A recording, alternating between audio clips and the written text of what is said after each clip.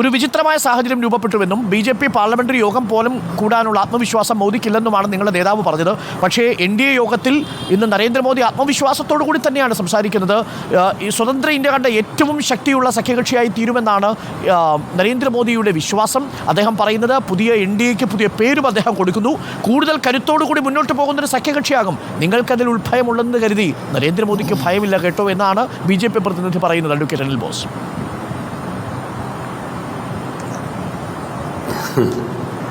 നല്ല കാര്യം.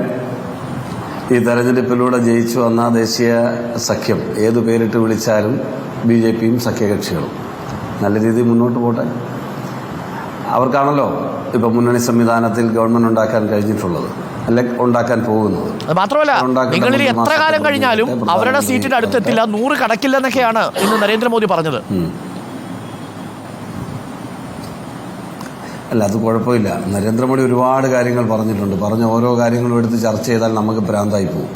ഓരോ ദിവസവും തന്നെ ഒരു ദിവസം തന്നെ അദ്ദേഹം പല വേദികളിൽ പലത് പറഞ്ഞിട്ടുണ്ട്.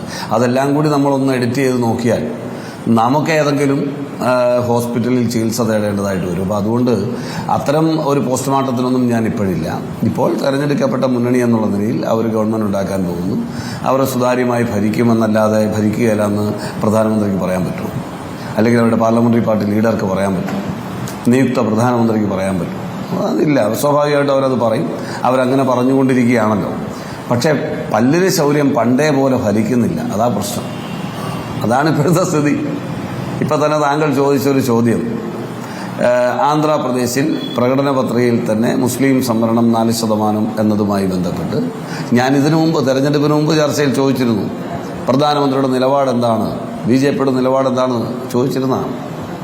അന്നും ഇവരാരും അതിൽ നിന്ന് സ്ലിപ്പ് ചെയ്യായിരുന്നു. ഇപ്പോഴും അത് സ്ലിപ്പ് ചെയ്യുകയാണ്. കാരണം അവർക്ക് പറയാൻ കഴിയില്ല. ഇതിനു മുമ്പ് 38 പാർട്ടികളുടെ കൊയിലേഷൻ തന്നെ ആയിരുന്നേ ഭരിച്ചിരുന്നു. അല്ലേ സ്റ്റേറ്റ് ചോദിക്കട്ടെ, നിങ്ങൾക്കൊരു സർക്കാർ രൂപീകരണത്തിന് തയ്യാറെടുക്കാത്തത് ഇത് ഈ വണ്ടി അധികം ഓടത്തിൽ ഇടിച്ചെവിടെങ്കിലും നിൽക്കുമെന്നുള്ളൊരു ആത്മവിശ്വാസം നിങ്ങൾക്കുള്ളത് കൊണ്ടാണോ? പ്രത്യേകിച്ച് TDPയും ഒപ്പം JDU ആണ് അപ്പുറത്ത്.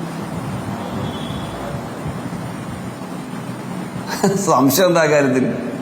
കാണട്ടെന്നേ, ഇവരുടെ മുന്നണി ഭരണം രാജ്യം കാണട്ടെ. ഞങ്ങൾ ക്രിയാത്മകമായ പ്രതിപക്ഷമായിരിക്കുകയാണ്. ഞങ്ങളും അവരും തമ്മിൽ ഗവൺമെൻറ് ഉണ്ടാക്കാൻ എത്ര സീറ്റിൻ്റെ വ്യത്യാസമുണ്ട് ഡോക്ടർ അരുൺ? 36 സീറ്റ് പോരെ? 36 സീറ്റ് പോരെ ഇപ്പോൾ ഗവൺമെൻറ് ഉണ്ടാക്കാൻ? അതിനുള്ള സംവിധാനം ഇല്ലെന്നാണോ ധരിച്ചിരിക്കുന്നത്? ഒറ്റ കാര്യം മാത്രം ഞാൻ നിങ്ങളുടെ മുൻപാകെ ചൂണ്ടിക്കാണിക്കാം. അഗ്നിപഥ് പദ്ധതി, അതിനെ നഖശികാന്തം വിമർശിച്ചതാരാ? രാഹുൽ ഗാന്ധിയും കോൺഗ്രസും ഇന്ത്യ സഖ്യവും. ആ പദ്ധതിക്കെതിരായി വ്യാപകമായി ക്യാമ്പയിൻ നടത്തിയതാരാ? ഞങ്ങളല്ലേ. എത്രയോ സമരങ്ങൾ നമ്മുടെ രാജ്യം കണ്ടു. എന്തായിരുന്നു നിലപാട്? ഇപ്പോൾ നിതീഷ് കുമാർ ഈ ആവശ്യം ബോധപൂർവ്വം മുന്നോട്ട് വെച്ചത് വെറുതെയാണെന്നാണോ നിങ്ങൾ ധരിക്കുന്നത്? ഒരിക്കലും വെറുതെ അല്ല. യഥാർത്ഥ ചിത്രം കർഷകർക്ക് മുന്നിൽ മുട്ടുമടക്കിയതുപോലെ അഗ്നിവീർ പദ്ധതിയും ചുരുട്ടിക്കെട്ടി കൊണ്ടുപോകേണ്ടി വരും എന്നാണല്ലേ അനിൽ ബോസ്? അഗ്നിവീർ പദ്ധതി മാത്രമല്ലല്ലോ. ഇപ്പൊ ജാതി സംവരണം എന്തായിരുന്നു നിലപാട്? എന്തെല്ലാം പറഞ്ഞ് ആക്ഷേപിച്ചു? എത്രയോ മ്ലേച്ഛമായ ഭാഷ ഉപയോഗിച്ചു പ്രധാനമന്ത്രി തെരഞ്ഞെടുപ്പിൽ. ഉപയോഗിക്കാമോ? ഞാൻ വെല്ലുവിളിക്കുകയാണ്. BJPക്ക് ഉപയോഗിക്കാമോ? വളരെ പ്രധാനപ്പെട്ട കാര്യങ്ങളാണ്. ഞാൻ തിരിച്ചു വരാം. ഞാൻ ഒന്ന് സമ്പത്തിലേക്ക് കൂടി